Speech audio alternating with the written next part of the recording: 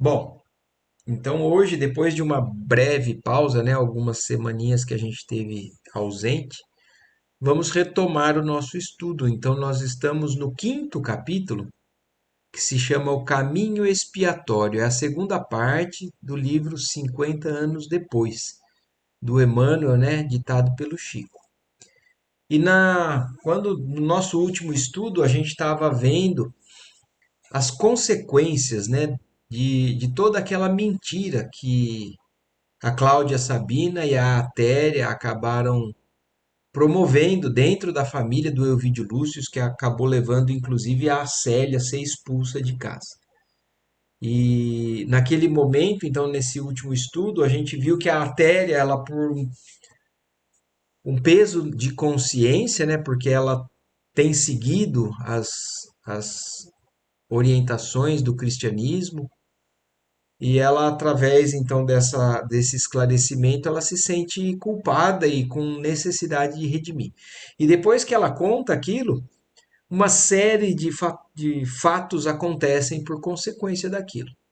Então eles querem punir os que são responsáveis por aquilo e acabam então a Cláudia Sabina é procurada, né, pelo Silano por ordem do Fábio Cornélio e mata a Cláudia Sabina. Depois o Silano descobre que era filho dela e acaba matando quem mandou ele ir lá.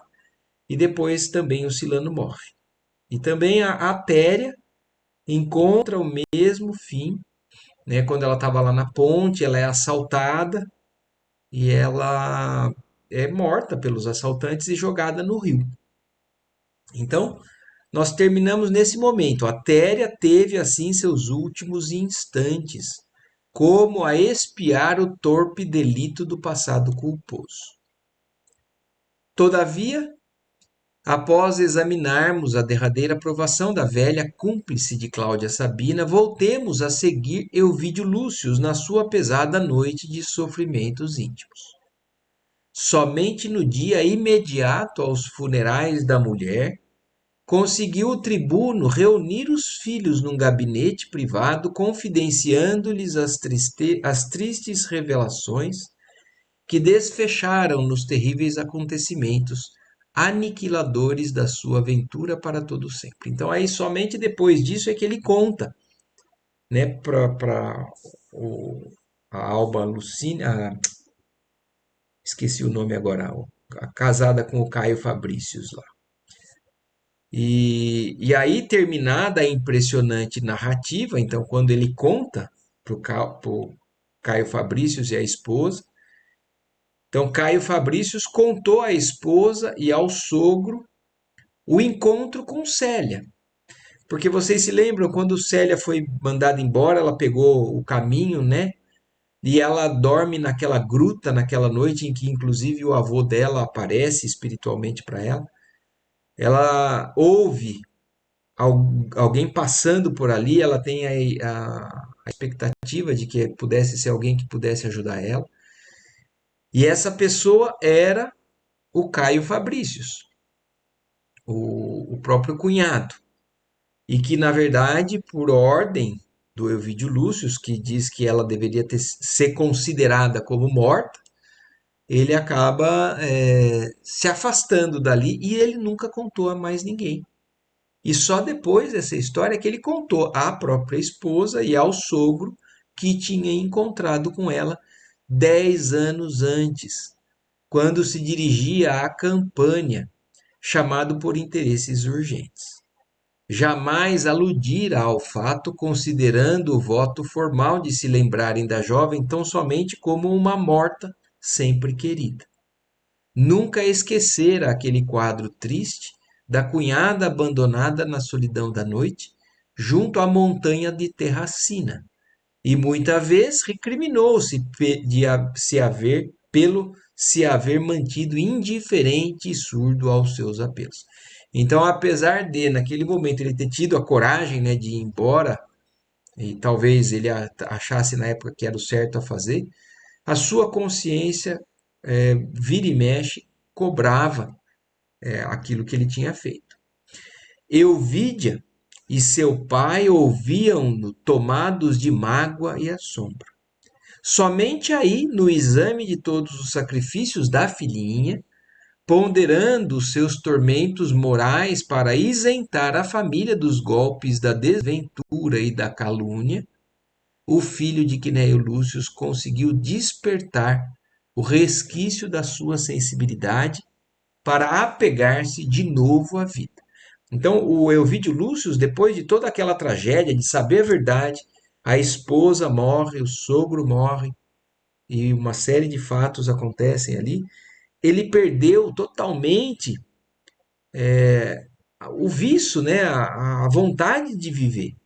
E com essa notícia que o Caio Fabricius conta, então, que ele encontrou com a Célia, ele acaba se apegando a algo, a um fato. Porque aí talvez reacende a expectativa de que ela esteja viva em algum lugar, que seja possível reencontrar ela, né? Então a narrativa do genro vinha indiciar que Célia vivia em qualquer parte. Lembrou-se da esposa e pôs-se a pensar que, se Alba Lucínia ainda estivesse na terra, sentiria imenso júbilo se pudesse abraçar de novo a filha desprezada. Certamente, do céu a companheira querida haveria de lhe orientar os passos, abençoaria o seu esforço. E um dia, quando a providência dos deuses permitisse, a alma da esposa lhe guiaria o coração ulcerado até a filha, para que pudesse morrer beijando-lhe as mãos. Mergulhado nessas cogitações angustiosas, com uma serenidade triste a clarear seus planos, Elvídio Lúcio conseguiu chorar de maneira a aliviar a íntima angústia. Suas lágrimas, agora que Euvídia as enxugava com carinho, eram como essas chuvas benéficas que lavam o céu após o fragor da tempestade. Então, em um primeiro momento, ele teve um choro de um certo alívio, né, de uma certa esperança, depois de tanta tristeza, né, de tanta tragédia acontecendo na vida dele, na família dele. Então, como se o animasse uma esperança nova, o tribuno converteu todas as dores na preocupação de reencontrar a filhinha expulsa do lar, fosse onde fosse, para alívio da sua consciência. Desejava morrer para reunir-se à companheira bem-amada, mas quisera levar-lhe também a certeza de que Célia reaparecera e que de joelhos havia suplicado o perdão da filha a quem não pudera compreender. Com esse propósito, encaminhou-se a Campânia com os filhos de regresso a Capua. E depois de alguns dias de repouso, dispensando a companhia de qualquer servo, a fim de entregar-se sozinho às investigações necessárias, partiu para o Lácio, apesar de todas as súplicas de Euvídia para que aceitasse ao menos a companhia do genro. Então aí o Euvídio até ele quis ir sozinho, né? Não quis nem a companhia do genro, mas ele quis se entregar totalmente a essa busca. Então voltou mais ou menos para a região ali aonde o genro tinha contado que tinha encontrado com a Célia. Triste e só, o velho tribuno perambulou inutilmente por todas as cidades próximas de Terracina, estacionando longo tempo junto à gruta de Tibério, a evocar as penosas recordações do genro. A despeito de todos os esforços, foi em vão que viajou a Itália inteira.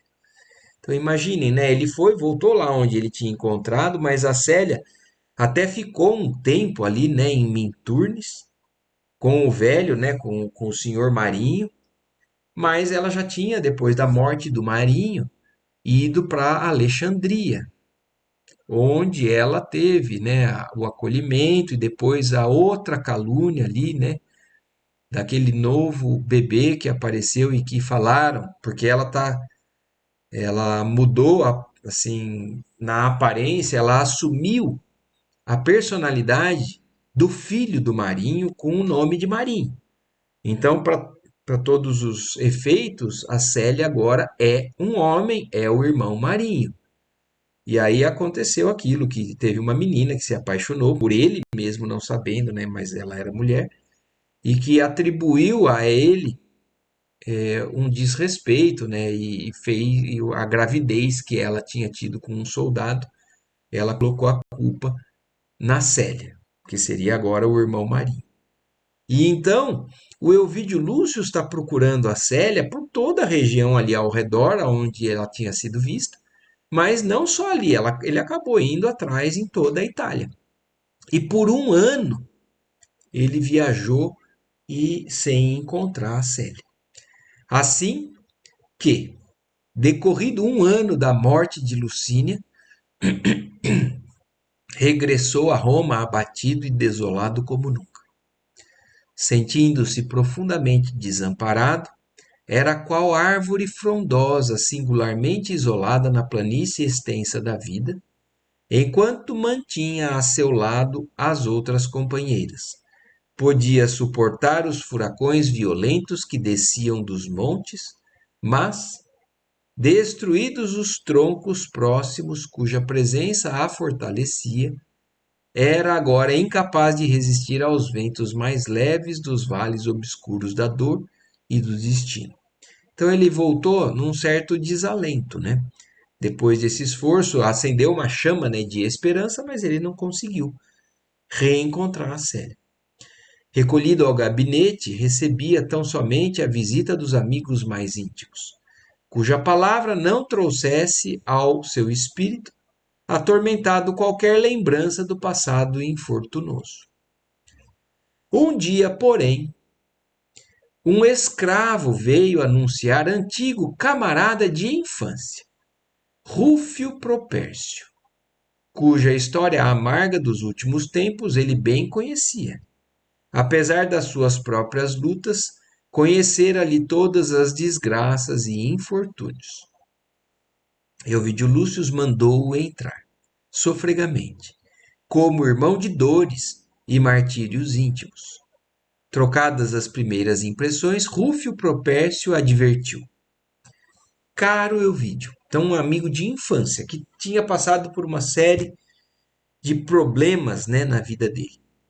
E aí, olhem como a espiritualidade, né, apesar de algumas situações da nossa vida parecerem, né, estarem fadadas a alguns insucessos, a gente entende, a gente sabe que tudo é com o acompanhamento da espiritualidade maior. Com a permissão, muitas vezes, porque são situações que nós temos que passar, que nós plantamos e estamos colhendo, ou são situações que nos favorecem a despertares que em outras situações não teríamos essa oportunidade. Então, quando a Célia foi injuriada ali, né, caluniada, a espiritualidade permitiu que aquilo acontecesse. Porque se aquilo não acontecesse, nada de tão intenso teria acontecido na vida do Elvídio a ponto de transformar ele verdadeiramente como está acontecendo agora. Talvez ele tivesse chegado ao fim da sua encarnação ainda endurecido, ainda cheio de certezas, de orgulhos e tudo mais.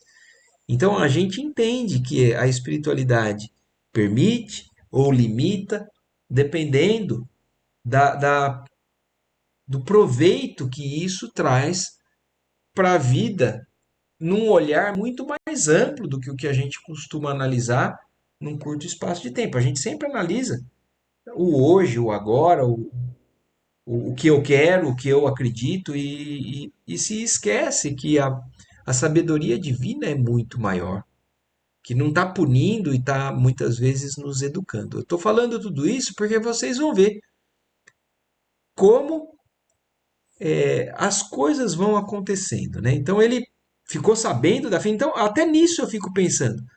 Até o encontro do cunhado, naquele momento em que ele abandonou ela, não foi por acaso. Naquele momento parecia que tinha sido assim uma falta de amor muito grande e talvez tenha sido mesmo, né? Uma falta de sensibilidade dele. Mas isso teria um papel importante mais para frente, porque foi o que acendeu a chama, né, da esperança no Elvídio, a ponto de querer perdoar a filha, de enxergar a capacidade de renúncia da filha. Então, e uma série de outras coisas que vão acontecer ainda. E aí, o esforço que ele faz por um ano buscando essa filha e ainda não encontrando. E agora, o que vai acontecer? Caro Elvídio, depois de tão longa separação, surpreende-te a minha fortaleza moral ante as hecatombes dolorosas da existência. Devo explicar-te o porquê da minha resignação e serenidade. É que hoje abandonei nossas crenças inexpressivas para apegar-me a Jesus Cristo, o Filho de Deus vivo. Será possível? Exclamou o tribuno interessado. Sim, hoje compreendo melhor a vida e os sofrimentos deste mundo. Somente nos tesouros do ensino cristão encontrei a força indispensável à compreensão da dor e do destino. Só Jesus, com a sua lição de piedade e misericórdia, pode salvar-nos do abismo de nossas angústias profundas para uma vida melhor, que não comporta os enganos e as desilusões amargas da terra. Então, olha, esse amigo vem dar testemunho do seu sofrimento e de onde ele encontrou consolo. Achando que aquilo, sabendo, né, do que estava acontecendo na vida do Ovidio Lúcio, entendendo que talvez Jesus pudesse ser também o ponto de apoio ou a solução para os problemas do espírito do Ovidio Lúcio. E aqui também faz a gente pensar, né, abrir um parêntese com relação a que o que Jesus falou, né, que Jesus não veio para os sãos, ele veio para os doentes. Jesus não veio para aqueles que estão cheios de convicções, né, de orgulho. Por quê? Porque ainda são pessoas que não têm abertura, não têm necessidade ainda de entender o Cristo, porque se acham plenas, se acham preenchidas de uma ilusão, mas por enquanto não conseguem enxergar necessidade. Então o Elvídio Lúcio já tinha ouvido falar de Jesus, mas ele estava por cima, né, das realizações, numa zona de conforto que não abria a menor brecha para ele entender ou tentar desejar algo que Jesus pudesse trazer. E olhe como, então, agora, pensando assim, a gente começa a entender o quanto que o sofrimento e a dor pode abrir espaço nas nossas almas, nos nossos espíritos para poder. Então é no momento de dificuldade, geralmente, que a gente acaba buscando a religião, a entendimento, o consolo do Cristo. E é nesse momento que esse amigo dele recebeu também esse benefício, e é nesse momento que ele agora está querendo compartilhar com o Elvídio. E enquanto Elvídio Lúcio o ouvia, assombrado por encontrar um amigo íntimo, estabilizado na fé ardente e pura, entre os escombros da época, Propércio acrescentava: já que te sentes igualmente ferido pelo destino, por que não frequentar conosco as reuniões cristãs, onde te poderia acompanhar? É bem possível que encontres no Evangelho a paz almejada e a energia imprescindível para triunfar de todos os tormentos da vida. Ouvindo o carinhoso convite do amigo de infância, o tribuno lembrou-se instintivamente da filha, das suas convicções. Sim, fora o cristianismo que lhe dera tamanhas forças para o sofrimento e para o sacrifício. Além disso, recordou as figuras de Nestório e Ciro, que haviam caminhado para a morte sem um gemido, sem uma queixa, como que cedendo a uma súbita resolução, exclamou resoluto: aceito o convite. Onde é a reunião? Numa casa humilde, junto à porta ápia. Pois bem, irei mesmo contigo.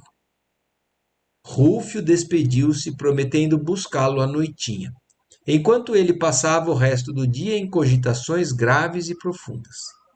À hora convencionada, demandaram o local das assembleias humildes, onde, pela primeira vez, Euvídio Lúcio ouviu a leitura do Evangelho e os comentários singelos dos cristãos.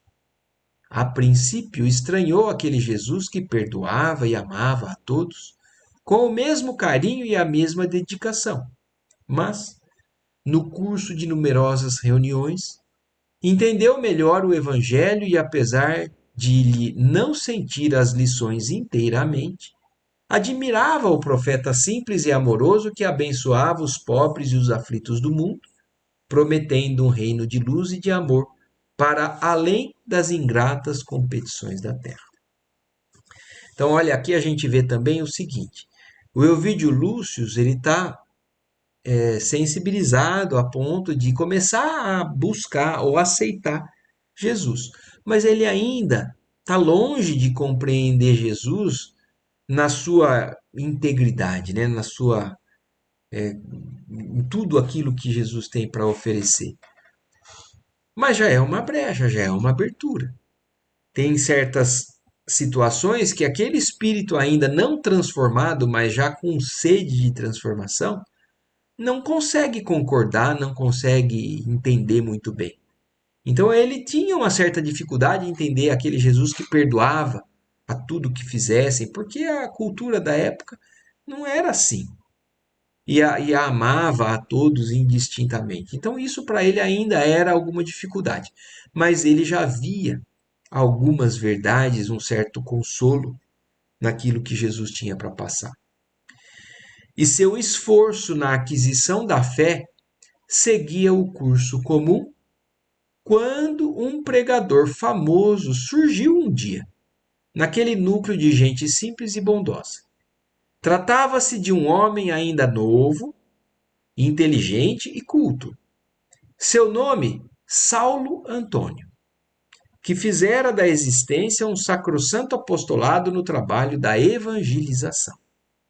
Sua palavra inflamada e vibrante sobre os Atos dos Apóstolos logo após a partida do Cordeiro para as regiões da luz impressionara o tribuno profundamente. Então, apesar de ele já estar, né, sensibilizado e concordando, entendendo, né, a boa nova, nada como um belo palestrante, né, que tem uma vivência ou uma eloquência já capaz de passar esse ensinamento com mais vibração, né? Como fala uma palavra inflamada e vibrante. Então chamou a atenção dele, impressionou ele profundamente.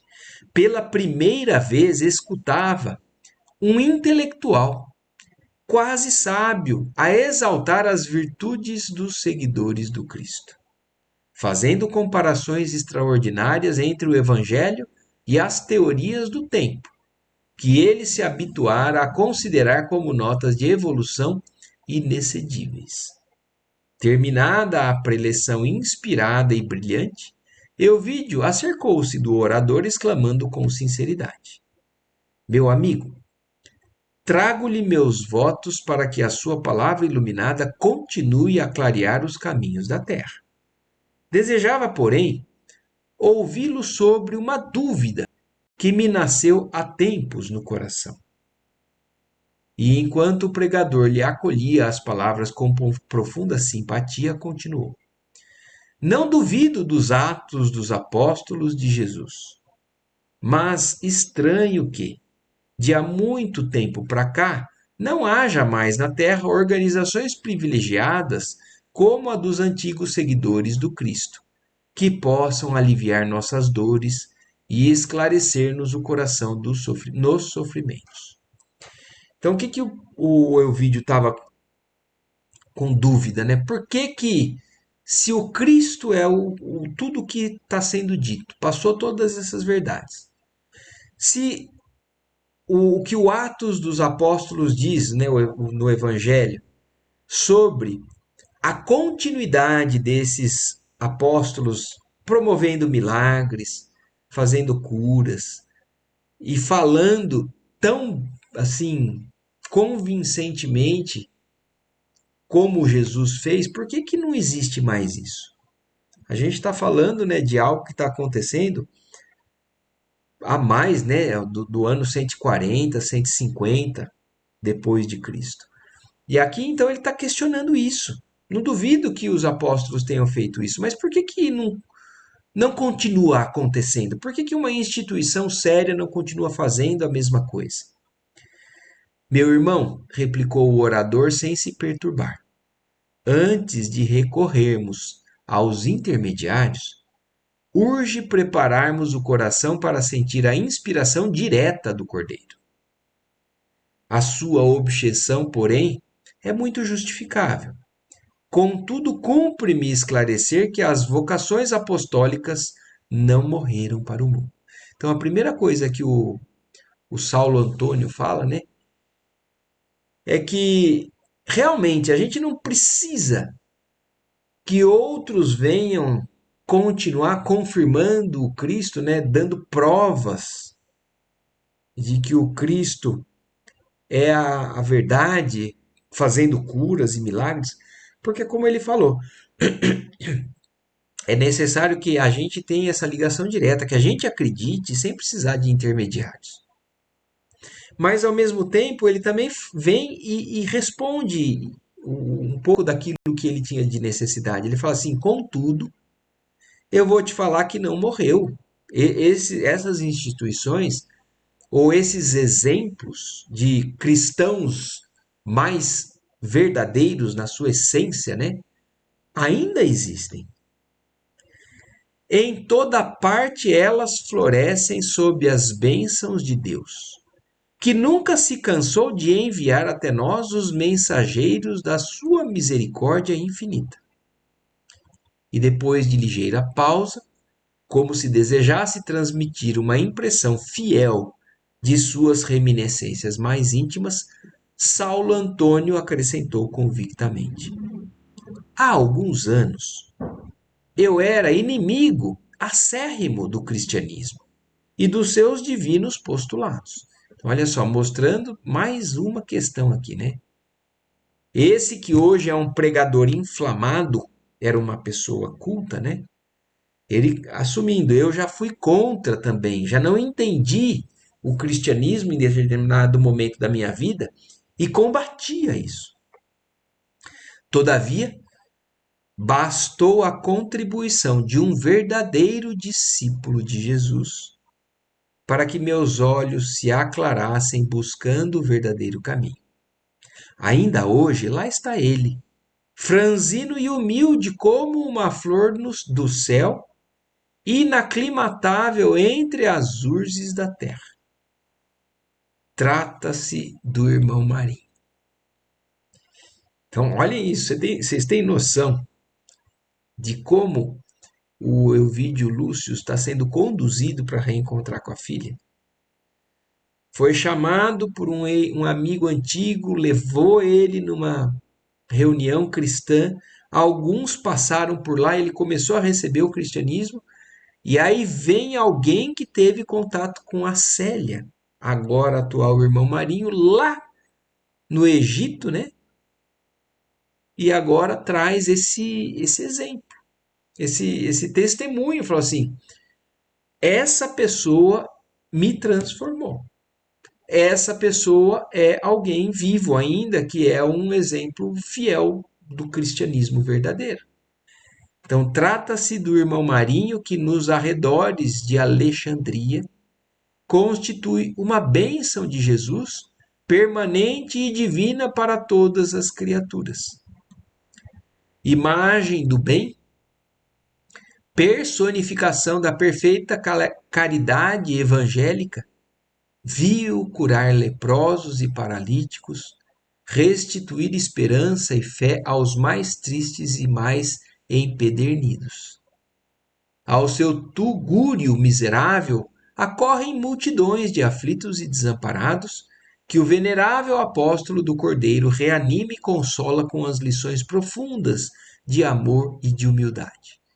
Depois de peregrinar pelas sendas mais escuras, tive a dita de encontrar a sua palavra carinhosa e benevolente, que me despertou para Jesus dos negrores do meu destino. Então, olhem isso, ele nem sabe que é a Célia. Não está falando que é a Célia, né?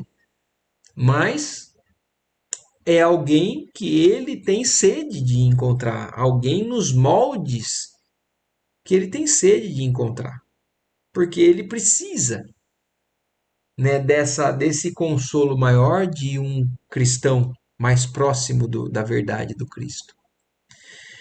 E sentindo-lhe a profunda sinceridade, Ovídio Lúcio os interrogou ansioso. E esse homem extraordinário recebe a todos indistintamente? Todas as criaturas merecem atenção e amor. Pois, meu amigo, revidou o tribuno no seu íntimo desconsolo, não obstante minha posição financeira e a consideração pública que desfruto em Roma, trago o coração acabrunhado e doente como nunca. As lições do Evangelho têm sustentado de algum modo meu espírito abatido. Contudo, sinto necessidade de um remédio espiritual que, suavizando-me as dores íntimas, me leve a compreender melhor os divinos exemplos do Cordeiro. Suas referências chegam a propósito, pois irei a Alexandria buscar a consolação deste apóstolo, mesmo porque uma viagem ao Egito, nas atuais circunstâncias da minha vida, far-me-á grande bem ao coração. No dia seguinte, o filho de Quinéio Lúcio deu os primeiros passos para efetuar a excursão com a presteza possível. E antes que a galera largasse de Hóstia, começou a concentrar todas as suas esperanças naquele irmão marinho, cujas virtudes famosas eram veneradas em todas as comunidades cristãs e havido por emissário de Jesus, destinado a sustentar no mundo as tradições divinas dos tempos apostólicos. Então, olhem isso, né? Aí termina, encerramos então esse capítulo, mas a misericórdia divina, né, já começando a realinhar a trajetória do Elvídio para que ele possa ter o que o espírito dele precisa, né? De primeiro busca pela verdade e, em segundo lugar, o reencontro com a filha, que ele tem um sentimento de culpa muito grande, né? Então, aqui nós encerramos agora esse capítulo 5, né? Que era agora o antepenúltimo. Aí, na semana que vem, nós vamos entrar no capítulo 6, que se chama No Horto de Célia, que é o local onde o irmão Marinho está vivendo e que o Ovídio Lúcio vai procurar ela, né? Não imaginando que agora é ela, agora ele está buscando o consolo no Cristo.